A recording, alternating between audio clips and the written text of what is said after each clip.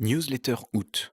La Chine n'en finit plus de réformer son marché des terres rares. Ces derniers mois, nous avons vu que Pékin a commencé à constituer des stocks stratégiques, vient de créer un marché des terres rares et réfléchit à imposer une nouvelle taxe à la production.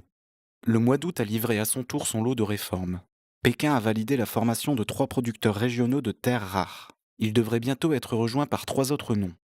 Leur mission sera simple, regrouper et rationaliser la production de terres rares dans leurs zones géographiques respectives. Cette mission servira à 2 objectifs. D'abord, réduire la production et la vente sur le marché noir de terres rares. Alors que la production chinoise atteint à peine les 100 000 tonnes, ces ventes pourraient représenter près de 50% de ce total. Largement de quoi noyer le marché. Ensuite, ces groupes doivent redonner la main à Pékin. Ces ventes étaient largement soutenues par les édiles locaux, dont la corruption est depuis quelques mois dans le viseur de Pékin. Ces groupes doivent donc réintroduire l'autorité de l'État central. Cette intervention intervient au moment même où Pékin s'attend à un redémarrage de la demande. Signe de cette confiance, le ministère de l'Industrie a annoncé une hausse de 10% de la production en 2014. L'explication est simple pour le ministère. Le rapide développement des industries émergentes et stratégiques chinoises tire la demande en terres rares métal.